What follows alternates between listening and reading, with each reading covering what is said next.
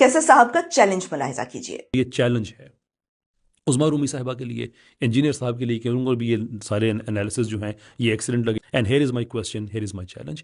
अल्लाह ताला ने कुरान में कहा है कि इब्राहीम अलैहिस्सलाम को आग में जब डाला गया तो अल्लाह ने आग से कहा ठंडी हो जा।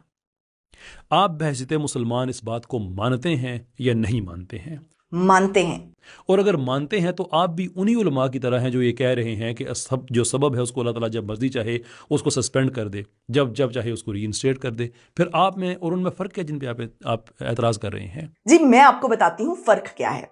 मुआवजे पर ईमान को इस्तेमाल करते हुए जो आर्ग्यूमेंट आपने एक्सटेंड किया है ना कि अल्लाह ताला जब चाहे सबब को सस्पेंड कर दे, यहां असल मसला है। यानी आपने मुआवजे को एक आइसोलेटेड वाक़े के तौर पर नहीं देखा, बल्कि इस मुआवजे पर लॉजिक अप्लाई करके उससे उसूल अखज़ किया।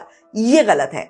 आग इब्राहिम के लिए ठंडी हुई। अब आप कहते हैं कि चूंकि इब्राहिम के लिए आग ठंडी हुई, लिहाजा लॉजिक ये कहता है कि आग ठंडी हो सकती है, किसी भी वक्त ठंडी हो सकती है, किसी के लिए भी ठंडी हो सकती है। यानी आपने मुआवजे को एक्स्ट्रापोलेट किया। अब आप बताएं कि आपने मुआवजे को एक्स्ट्रापोलेट किस दलील की बुनियाद पर किया? आपने मुआवजे को एक साइंसी उसूल कैसे बनाया? मुआवजा एक स्पेसिफिक केस सिनेरियो है। मुआवजे पर लॉजिकल रीजनिंग करना गलत है, हर लिहाज से गलत है। अक्ल के लिहाज से भी गलत है और दीन के लिहाज से भी गलत है। हजरत ईसा बिन बाप के पैदा हुए, इससे क्या उसूल बरामद किया जा सकता है कि कोई भी बिन बाप के पैदा हो सकता है? मुआवजे से क्या उसूल बरामद किए जा सकते हैं, जबकि मुआवजा बाय डेफिनेशन उसूलों की वायलेशन है। नबी पाक का सबसे बड़ा मुआवजा है कि उन पर वही नाजिल हुई। क्या ये एक स्पेसिफिक केस नहीं है?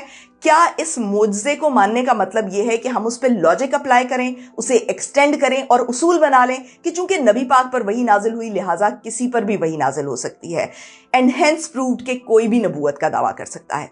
हरगिज नहीं। सो पहली बात कि मुआवजे को एक इनफरादी वाकया ही रहने दें, मुआवजे से मंतकी उसूल अखज़ मत करें।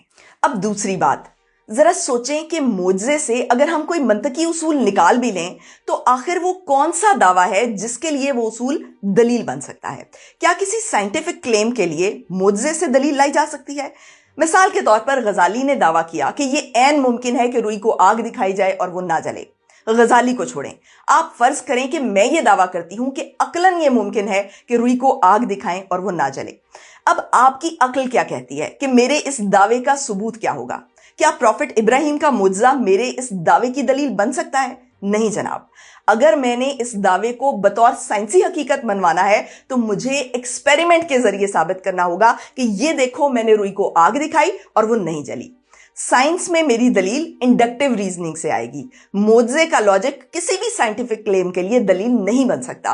फिर मुआवजा हमारे किसी फेल का अखलाकी जवाज भी नहीं बन सकता। बिन बाप के बच्चे को कोई मुआवजाती नहीं मानेगा। एक बाप अगर अपने बेटे के गले पर छुरी चलाए तो वो ये जवाब नहीं दे सकता कि पैगंबर इब्राहिम की तरह उसको भी खुदा ने ख्वाब में ऐसा हुक्म दिया था। तो फिर यहाँ एक अहम सवाल पैदा होता है कि ये जो उलमा इसरार करते हैं कि मुआवजे में जो कॉज़ैलिटी ब्रेक होती है इसको बतौर एक उसूल के माना जाए, तो इस उसूल की मदद से आखिर वो साबित क्या करना चाहते हैं? ये बड़ा गौर तलब नुक्ता है।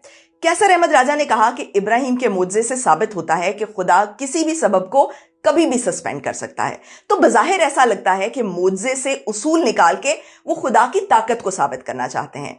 लेकिन जरा सोचें कि खुदा को अपनी ताकत साबित करने के लिए असबाब को सस्पेंड करने की क्या जरूरत है?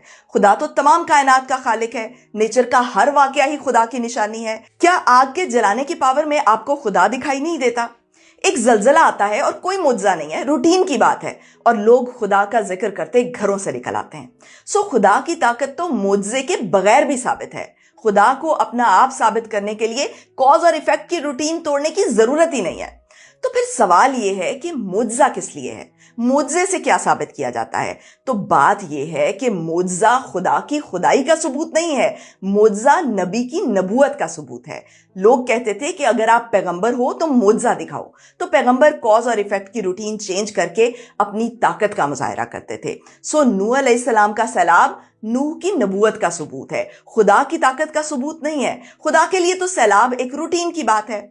बिन बाप के बच्चा पैदा होना उस बच्चे की फजीलत का इजहार है, खुदा की ताकत का इजहार नहीं है, क्योंकि खुदा की ताकत का इजहार तो इंसान की रूटीन पैदाइश में भी है। तो पॉइंट ये है कि जब कोई कहता है कि खुदा कॉज और इफेक्ट की तरतीब बदल सकता है, تو یاد رکھیے کہ وہ خدا کی طاقت کا اقرار نہیں کروا رہا بلکہ کسی انسان کی طاقت کو منوائے گا۔ سو آپ غور کریں کہ معجزے کی لاجیکل ایکسٹینشن ہمیشہ مس یوز ہوگی۔ معجزات کو اصول بنا کر خدا کو نہیں بلکہ کسی انسان کو پاورفل ثابت کیا جاتا ہے، اور دلیل کے طور پر کرامت کا مظاہرہ بھی نہیں کیا جاتا بلکہ قرآنی معجزات کی لاجک کو کوٹ کر دیا جاتا ہے، اور اس پہ فتویٰ دے دیا جاتا ہے کہ اولیاء کی کرامت کا انکار کرنے والا کافر ہے، یعنی سیدھا سیدھا پبلک کو بے وقوف بنایا جاتا ہے، ان کے ریئلٹی کے کانسیپٹ کو ڈسٹارٹ کیا جاتا ہے۔ یہ جو پیر اور عامل بیٹھے ہیں کہ ہمارے قبضے میں جن ہیں، ہم جادو کر سکتے ہیں، دلیل پوچھو تو کہیں گے کہ جنوں کا وجود برحق ہے، جادو برحق ہے۔ کیوں؟ کیونکہ قرآن میں ذکر آیا ہے۔ بندہ پوچھے کہ قرآن میں جن اور جادو کا ذکر آیا ہے، تمہارا ذکر تو نہیں آیا۔ قرآن میں جنوں کا ذکر آنے سے یہ کیسے ثابت ہوتا ہے کہ تمہارے قبضے میں جن ہیں؟ آپ اپنے جن خود دکھاؤ، قرآنی معجزات سے لاجک کیوں لا رہے ہو؟ یہ کوئی عقل والی بات ہے؟ ایکسٹرا آرڈنری کلیم ایکسٹرا آرڈنری پروف مانگتا ہے۔ خود کو کرامتی ثابت کرنا ہے تو اپنی کرامت سے دلیل لائیں، قرآن سے دلیل نہ لائیں۔ سو کیسے صاحب کا سوال تھا کہ معجزوں پہ فیتھ کے معاملے میں میرے اور آرتھوڈاکس علماء کے موقف میں کیا فرق ہے؟ تو فرق یہ ہے کہ میرے نزدیک معجزے کو ماننے کا مطلب قرآن میں درج معجزات کو ایز انڈیویجول ایونٹ ماننا ہے۔ ان معجزوں پہ لاجک اپلائی کر کے سائنس کی واٹ لگا دو تاکہ خود کو کرامتی شخصیت ثابت کر سکو، یہ غلط ہے۔ اب اس موقف پہ اعتراض ہوتا ہے کہ کیا آپ خدا کو علت و معلول کی ترتیب کا پابند سمجھتے ہیں؟ لیکن یہ اعتراض بھی سراسر بے بنیاد ہے۔ خدا کی ڈیفینیشن ہی یہی ہے کہ وہ ایک ایسی ہستی ہے جو ہر چیز پہ قادر ہے اور وہ جو کرنا چاہے کر سکتا ہے، لیکن سوال یہ ہے کہ وہ کرتا کیا ہے؟ ہم جانتے ہیں کہ فطرت کاز اور ایفیکٹ کی ایک ترتیب فالو کرتی ہے۔ فطرت کے قوانین ہر جگہ اور ہر وقت یکساں رہتے ہیں۔ یہ قوانین زمان و مکان کی تبدیلی سے تبدیل نہیں ہوتے۔ ایک سائنسدان جب اپنی تجربہ گاہ میں داخل ہوتا ہے تو اس یقین سے داخل ہوتا ہے کہ قوانین فطرت جو کل تھے آج بھی وہی ہوں گے۔ نظم و ضبط کی ایک معراج ہے کہ کہیں بھی ایک ملی سیکنڈ کی بھی کمی بیشی نہیں ہو رہی، 1 انچ کے لاکھویں حصے کے برابر بھی فرق نہیں پڑ رہا۔ ہماری کائنات ایک فائن ٹیونڈ کائنات ہے۔ یہاں فزکس کے کانسٹنٹ اس قدر پریسائزلی سیٹ ہیں کہ ان میں انتہائی معمولی تبدیلی بھی ہوتی تو کائنات کا وجود ممکن نہیں تھا۔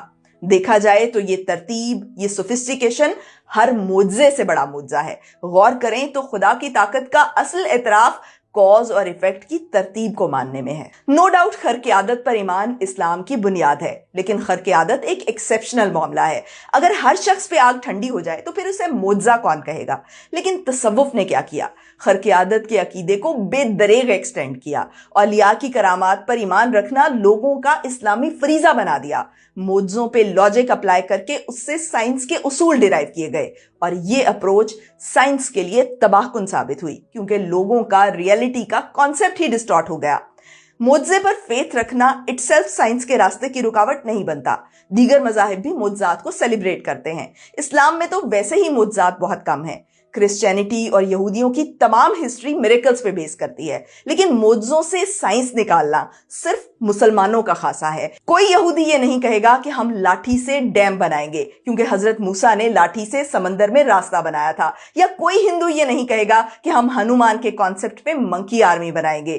لیکن یہ مسلمان ہیں جو آرگیومنٹ کرتے ہیں کہ ابراہیم پہ آگ ٹھنڈی ہو سکتی ہے تو کسی پہ بھی ٹھنڈی ہو سکتی ہے، اور جو ریسرچ پیپر لکھتے ہیں کہ جنوں سے بجلی کیسے بنائی جا سکتی ہے۔ اس میں کوئی شک نہیں کہ انسان کی زندگی میں فیتھ کی بہت اہمیت ہے۔ انفیکٹ فیتھ کی اہمیت سائنس سے بھی کہیں بڑھ کے ہے، اور فیتھ کا معاملہ صرف مذہب تک محدود نہیں ہے۔ انسان کی فیملی جو انسان کی زندگی کا محور ہوتی ہے، اس کی بنیاد میاں بیوی کے رشتے پر ہے، اور یہ رشتہ محض ایک فیتھ ہے۔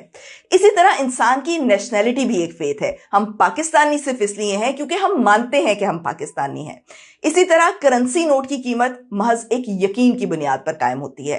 انسان کے یہ تمام بلیفز اس کی زندگی میں انتہائی اہم کردار ادا کرتے ہیں، لیکن یاد رکھیے کہ فیتھ کو لاجیکلی ایکسٹینڈ نہیں کیا جا سکتا۔ ہم یہ نہیں کہہ سکتے کہ اگر ایک خاص کاغذ کی قیمت 100 روپے ہو سکتی ہے تو دنیا کے ہر کاغذ کی قیمت 100 روپے ہو سکتی ہے۔ لہٰذا معجزے کو معجزہ ہی رہنے دیں، اس سے فطرت کے قوانین اخذ مت کریں۔ بہت بہت شکریہ۔